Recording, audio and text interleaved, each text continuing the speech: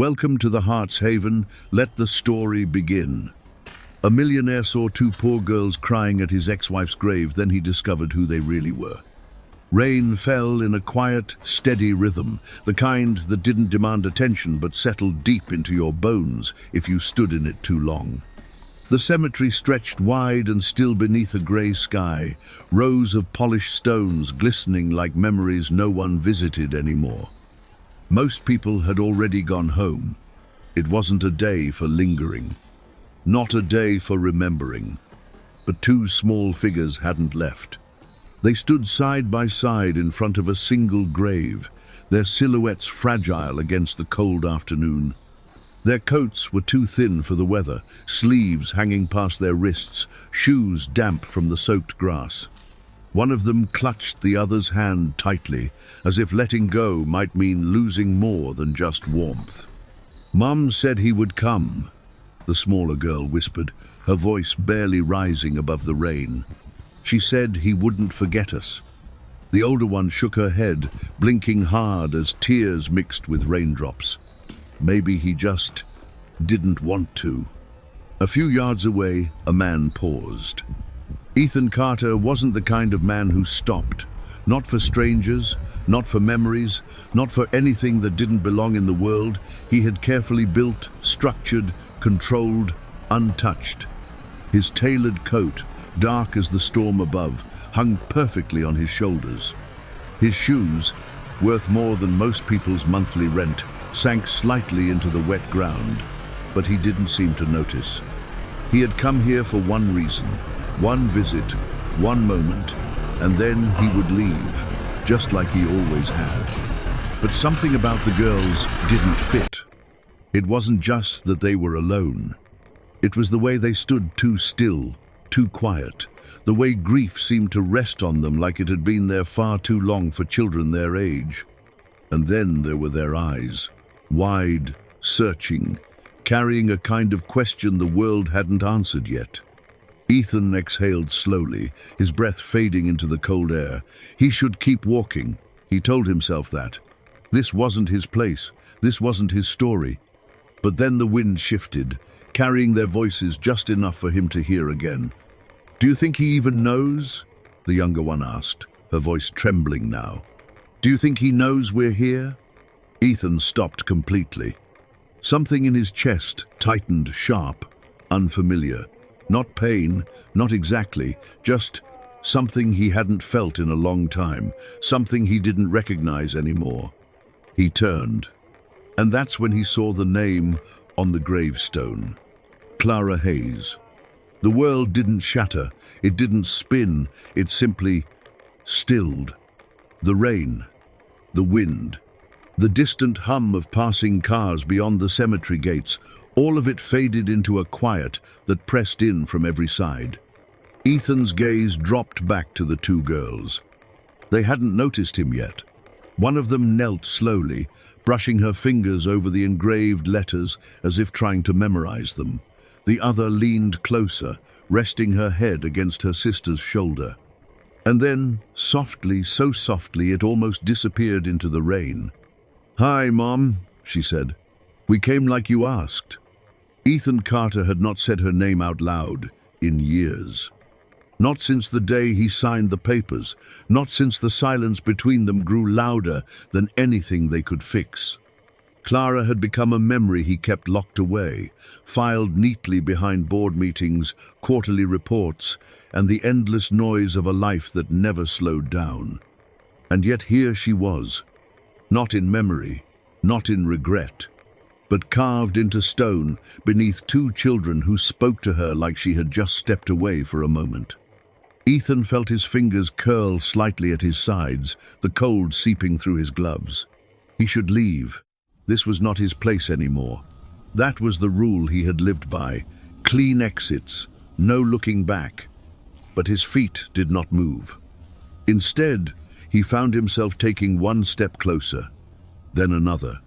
The wet grass softened beneath his shoes, each step quieter than the last, as if even the ground understood this was not a moment to interrupt. The girls still had not noticed him. They remained close to the grave, their small shoulders nearly touching, sharing warmth that the weather refused to give. "You think she can still hear us?" the younger one asked, her voice careful, like she did not want to say the wrong thing. The older girl nodded slowly. "Mom said she would. She said, even if we cannot see her, she would still know." Ethan stopped just a few feet behind them. Something about the way they spoke, it was not rehearsed, it was not dramatic, it was simple, honest. The kind of truth children carry without realizing how heavy it is. He swallowed, his throat suddenly dry despite the rain. "Excuse me," he said gently. The words seemed to ripple through the quiet. Both girls turned at once. Their reaction was not fear, not exactly, it was caution, the kind that comes from learning too early that not every stranger means safety. Ethan lowered himself slightly, not kneeling, but enough to soften the distance between them. His voice, when he spoke again, was quieter. "I did not mean to startle you." The older girl studied him first. Her eyes were steady, far older than they should have been. The younger one stayed close, her hand gripping her sister's sleeve. "We are okay," the older girl said after a moment. Ethan nodded, unsure why that answer felt like it was meant to reassure him instead. "I was just—" He glanced briefly at the gravestone, then back at them. "I knew her. Clara." The name settled between them. For a second, nothing moved. Not the rain, not the air. Then the younger girl's eyes widened slightly. "You knew our mom?" Ethan felt something shift inside his chest again, deeper this time. "Our mum." He nodded slowly. "A long time ago." The older girl's gaze did not leave his face. She tilted her head just slightly, as if searching for something she could not quite name. "Then why didn't you come before?" she asked. There was no accusation in her voice, no anger, just a question. And somehow, that made it harder to answer. Ethan opened his mouth, then closed it again. Words, the kind he used so easily in boardrooms and negotiations, felt useless here, too sharp, too empty. He started, then stopped. The rain filled the silence for him. The younger girl stepped a little closer, peeking up at him with quiet curiosity. "Mom said someone important would come one day," she said softly. "She said we should wait here sometimes, just in case." Ethan's breath caught. Important. He did not feel important. Not here, not now. The older girl's expression shifted just slightly. Not recognition, not yet, but something close, something forming. And then she asked, almost carefully, "What is your name?" Ethan did not answer right away. The question lingered in the air, soft but heavy, as if the moment itself was waiting for him to decide who he was going to be. Not in the world he knew, not in the life he had built. But here, in front of two children who stood in the rain like they had nowhere else to go. "My name is Ethan," he said finally. "Ethan Carter." The sound of it felt unfamiliar, too formal, too distant for a place like this. The older girl's expression changed first. It was not dramatic, not sudden, just a slight tightening around her eyes, a quiet shift as something began to connect in her mind. She looked down at the ground for a second, then back up at him, studying his face more carefully now. "Carter," she repeated under her breath. The younger one looked between them, confused but curious. "That is our last name too," she said, almost as if she had just remembered. Ethan felt the world narrow. Not collapse, not explode, just narrow, like everything unnecessary had fallen away, leaving only this moment, this space, these two small voices standing in front of him. "That is a common name," he replied, though the words felt weak the moment they left him. The older girl did not look convinced. She stepped a little closer, her shoes sinking slightly into the wet grass. close enough now that Ethan could see the details he had missed before. The faint freckles across her nose, the way her hair curled slightly at the ends despite the rain, and her eyes. There was something about them, not just the color, but the way they held steady, the way they searched, not for answers, but for truth. "You said you knew our mom," she said quietly. Ethan nodded. "For how long?" she asked. He hesitated, then answered honestly. "A long time ago, before we went our separate ways." The words felt careful, chosen to avoid edges he did not yet understand. The younger girl tilted her head. "You mean before she got sick?" Ethan's breath caught again. Sick. That was not a word he had been part of, not a chapter he had lived through. It landed differently than everything else, not sharp, but hollow. "I did not know," he said, softer now. The older girl watched him closely. There was no anger in her face, no blame, just a quiet weighing of what he said and what he did not say. "She used to talk about someone," the younger one continued, her voice small but steady. "She said he was very busy, that he had important things to do, but that he was kind." Ethan looked down, the rain tracing along the edge of his jaw. Kind. It felt like a word meant for someone else. The older girl reached into the pocket of her coat, pulling out something small and folded. A piece of paper, worn at the edges, like it had been opened and closed many times. "She told us if we ever met him," she said slowly, "we should give him this." Ethan did not move at first. The paper trembled slightly in her hand, not from fear, but from the cold, or maybe from the weight of what it carried. "Are you him?" she asked. There it was. Not loud, not dramatic. Just a question that held everything. Ethan looked at the paper, then at the girls. And for the first time since he stepped into the cemetery, he realized something that made his chest tighten in a way he could not ignore anymore. This was not just about Clara. This was about something she had left behind. Something waiting. Something that had been standing in the rain, hoping he would stop.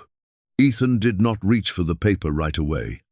The girl's hand remained extended between them, small, steady, patient in a way that did not belong to a child. The rain tapped softly against the thin surface of the folded note, darkening its edges, but she did not pull it back. He could feel it. Not the paper itself, but what it carried. The weight of something unfinished. Something Clara had chosen not to say, or perhaps had not been given the chance to. Slowly, carefully, Ethan stepped closer.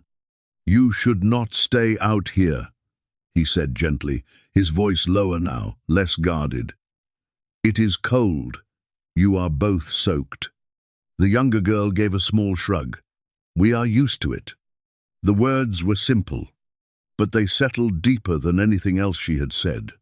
Ethan glanced down at their shoes again, at the damp fabric clinging to their sleeves, at the way their fingers curled slightly as they tried to hold on to warmth that was not there.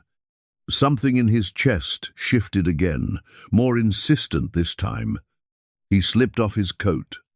It was instinctive, unplanned. The fabric was heavy, lined, still warm from his body. He draped it gently over both of their shoulders, adjusting it so it covered them fully, pulling it close as if it could shield them from more than just the rain. The younger girl blinked up at him. "You will be cold," she said. Ethan shook his head lightly. "I will be fine." It was not entirely true, but it did not matter. The older girl looked down at the coat, then back at him. Her expression softened, just a fraction. Not trust, not yet, but something less guarded. "You do not have to do that," she said quietly. "I know," Ethan replied. That was the difference. He was not doing it because he had to. He was doing it because he could not walk away. For a moment, none of them spoke. The rain filled the space again, softer now, almost distant. The cemetery seemed quieter than before, as if the world had stepped back to give this moment room to unfold. Ethan's gaze returned to the paper in her hand. "You said your mother wanted you to give that to someone," he said. The older girl nodded. "To him," she corrected gently. The word lingered. Not a name. Not yet.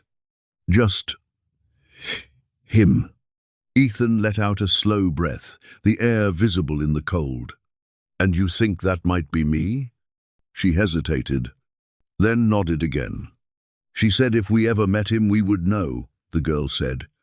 "Not because of what he says, but because of how he looks at us." Ethan felt something tighten in his chest. How he looks at us. He had spent years mastering how he looked at people, controlled, neutral, untouchable, a man who could walk into a room and never reveal what he was thinking. But here, in front of them, he had no idea what his face was showing anymore. The younger girl stepped closer, her small hand reaching out without hesitation. She gently touched his sleeve, as if confirming he was real. "You stopped," she said softly. Ethan looked down at her. "Yes." She gave a small nod, as if that answered something important. "Then maybe it is you." The older girl extended the paper again. This time, Ethan did not hesitate. He reached out and took it.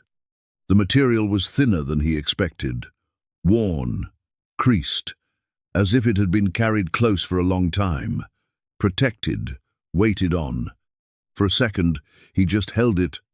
Then, slowly, carefully, he began to unfold it. And as the paper opened in his hands, something in the air shifted. Not loudly, not suddenly, but enough for him to understand. Whatever was written inside was not just going to tell him a story. It was going to change it. The paper trembled slightly in Ethan's hands, not because of the rain, but because of him. It had been folded so many times that the creases had softened into permanent lines, like something that had been held onto through days, through nights, through moments that mattered. He could feel it before he even read a single word. This was not just a message. This was something that had waited. Carefully, he opened it all the way. The ink had faded in places, but the handwriting was unmistakable. Soft curves, gentle strokes.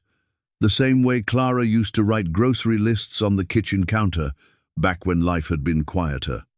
Back when things had not yet broken. Ethan's breath slowed as his eyes moved across the page. "Ethan, if you are reading this, it means you stopped. And if you stopped, then maybe there is still something in your heart that remembers us." The world around him faded again. Not completely. He could still hear the rain, still feel the cold, but it all seemed distant now, like it belonged to someone else's moment. His grip tightened slightly on the paper. "I did not tell you everything before I left. Not because I wanted to hurt you, but because I believed you had already chosen a life that did not include me or what came after." Ethan's jaw tensed. A quiet pressure built in his chest, slow and steady, like something rising that had nowhere else to go. "I found out I was pregnant 2 weeks after we separated. I told myself I would call you, that you deserved to know. But every time I picked up the phone, I remembered the way you said you were not ready for a family, that you could not slow down, that you needed to build something first." The words did not accuse. That was what made them harder. They simply existed. So I made a choice. I chose to protect them, even if it meant raising them without you.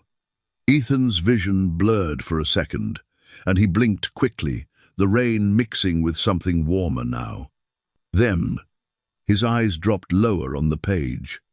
"They are kind, Ethan. Kinder than I ever was, stronger than I ever expected. And every time they laugh, I see a part of you in them, not the man the world sees, but the one I fell in love with. His breath caught. Slowly, almost without realizing it, he lowered himself until he was kneeling on the damp ground. The paper remained steady in his hands, but everything inside him felt like it was shifting. Behind him, the girls stood quietly. They did not interrupt. They did not ask. They simply waited. If you are reading this, I am probably gone. And if that is true, then they will need someone who does not walk away. Ethan closed his eyes for a brief moment. The words did not echo. They settled. Deep. You do not owe me anything, but they deserve to know where they come from.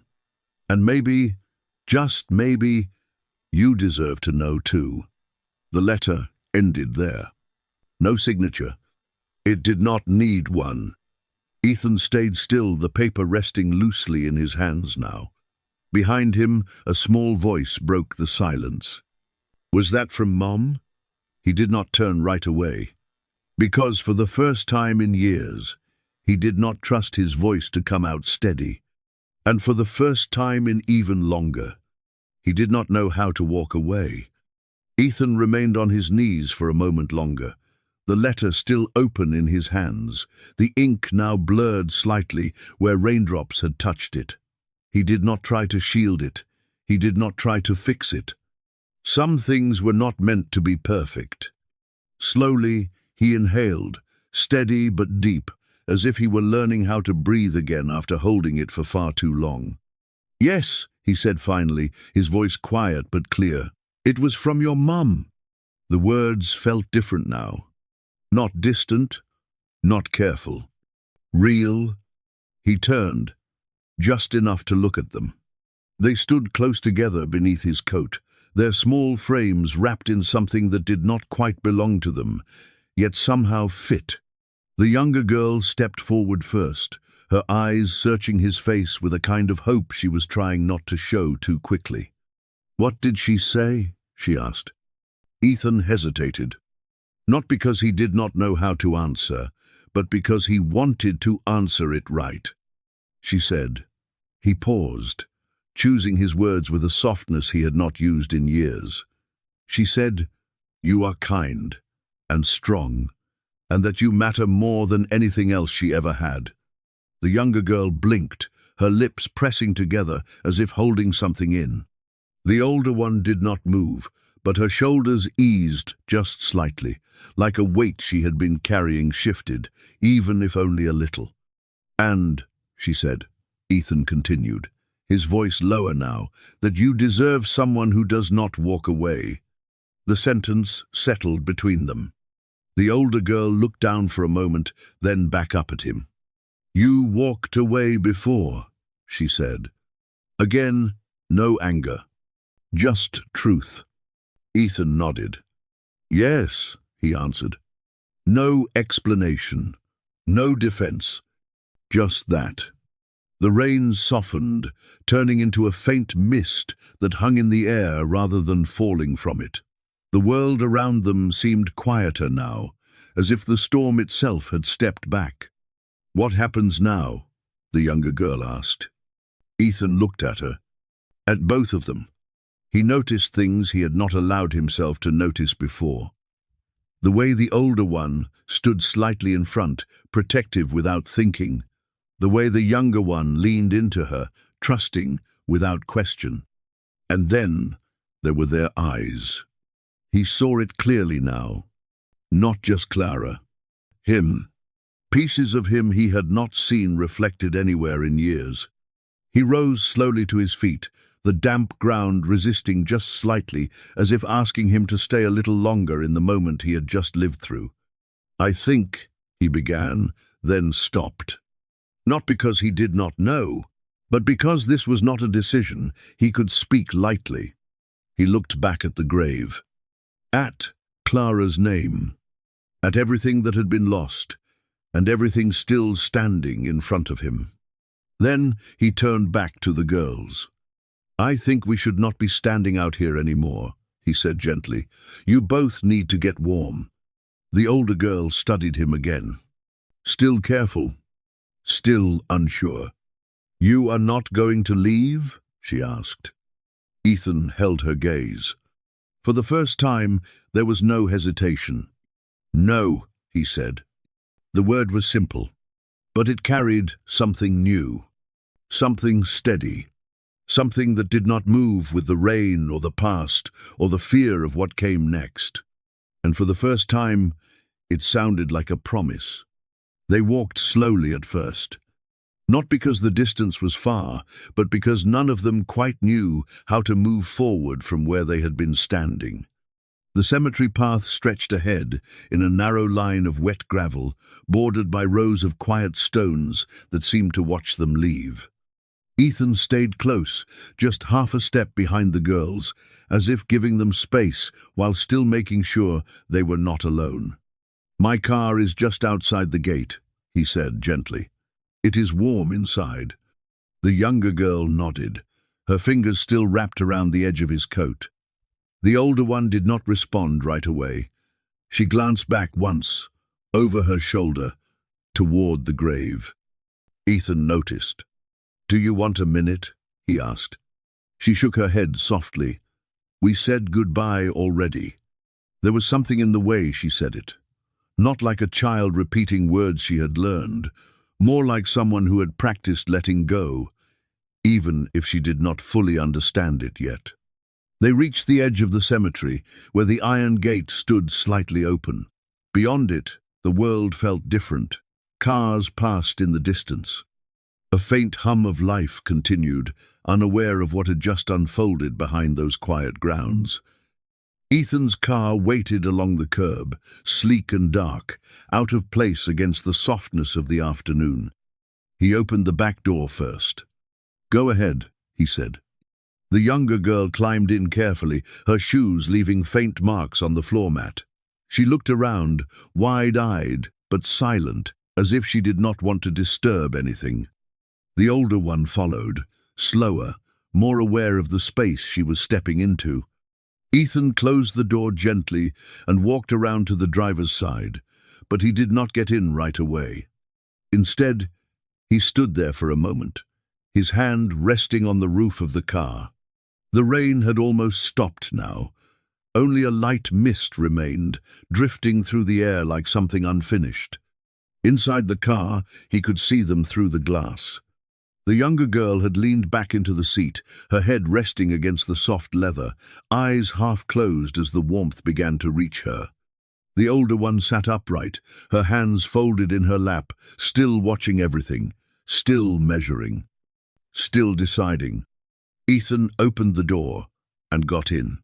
The engine started with a quiet hum, and warm air began to fill the space. No one spoke for a few seconds. Then, softly, the younger girl asked, "Where are we going?" Ethan looked at the road ahead, then at them in the rearview mirror. "Somewhere you can dry off first," he said, "and eat something warm." The younger girl nodded, satisfied with that. But the older one leaned forward slightly. "And after that?" she asked. Ethan met her eyes in the mirror. There it was again. That question, not just about the next hour, about everything. He held her gaze for a moment, steady this time. "After that," he said slowly, "we figure things out, together." The word felt new, but it did not feel wrong. The car pulled away from the curb, tires rolling softly over the wet pavement. Behind them, the cemetery faded into the distance. But for Ethan, this was not leaving something behind. This was stepping into something he had never allowed himself to face. And for the first time in a long time, he was not trying to turn away. The diner was warm in a way that felt almost unfamiliar. Soft yellow light spilled across the windows, fogged slightly from the contrast with the cold outside. Inside, the air carried the quiet hum of conversation, the clink of silverware, the steady comfort of something ordinary, something safe.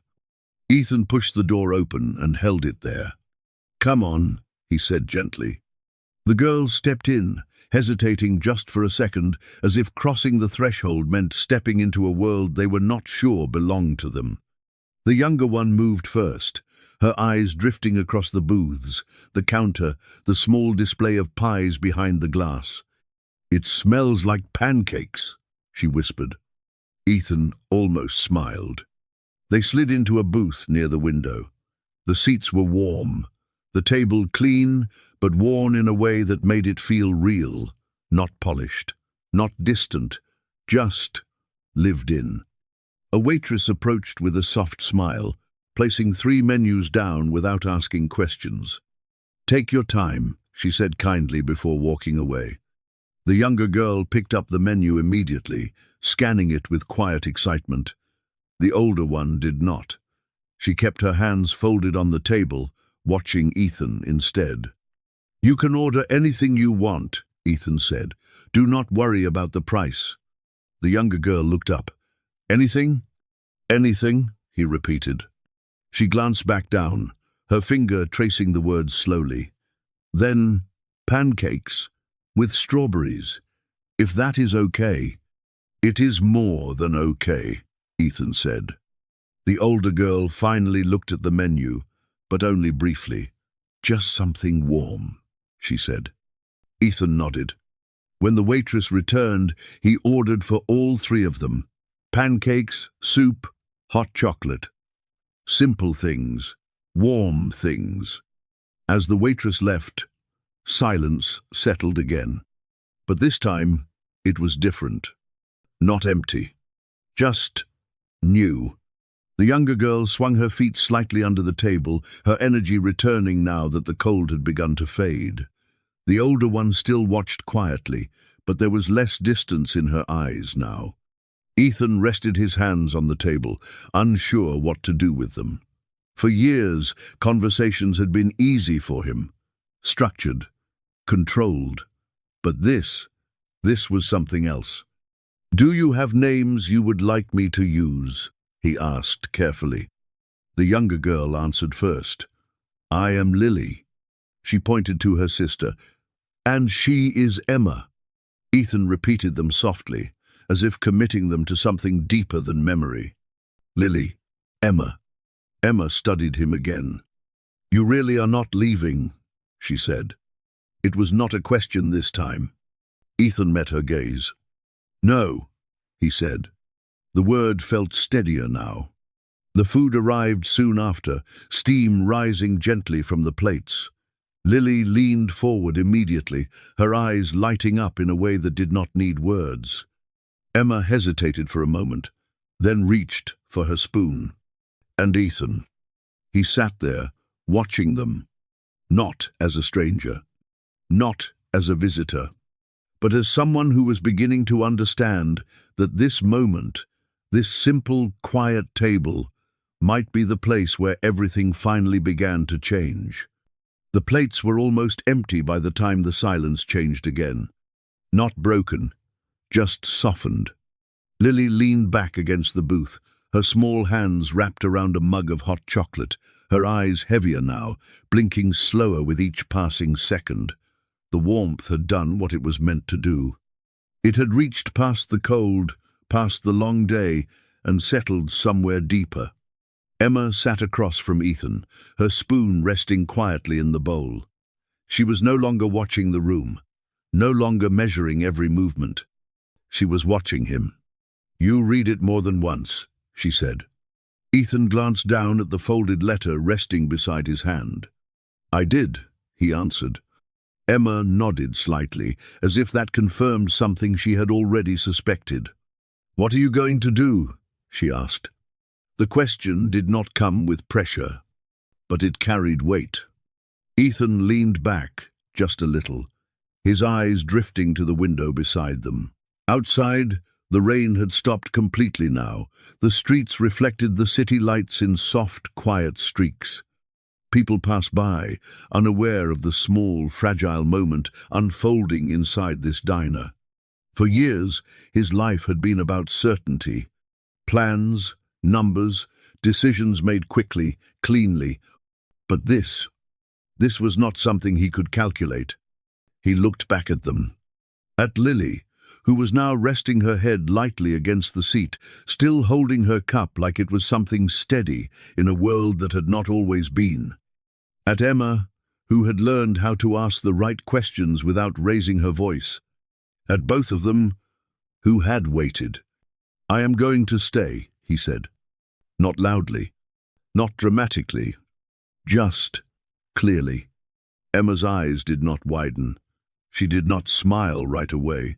She simply held his gaze, searching for anything that might sound uncertain. There was none. "For how long?" she asked. Ethan did not look away. "As long as it takes," he said. The words settled between them, quiet but firm. Emma nodded once. This time, something in her expression changed. Not fully, not all at once, but enough. Enough to let something soften. Lily stirred slightly, her voice barely above a whisper. "Does that mean we are not alone anymore?" Ethan felt it again. That shift in his chest. Stronger now. He leaned forward just slightly, his voice gentle but steady. "It means," he said, "you do not have to wait anymore." Lily's fingers tightened around the mug, but she did not speak again. She did not need to. Emma reached across the table, not all the way, just enough for her hand to rest near his. Not touching, but close. Close enough to say something without words. Ethan looked at that small distance. Then, slowly, he closed it. Not with a promise spoken, but with a presence that stayed. Outside, the city moved on, lights flickering, people passing, life continuing as it always had. But inside that small diner, 3 lives, once separate, once lost in different kinds of silence, had finally found the same table, and for the first time, no one there was invisible anymore.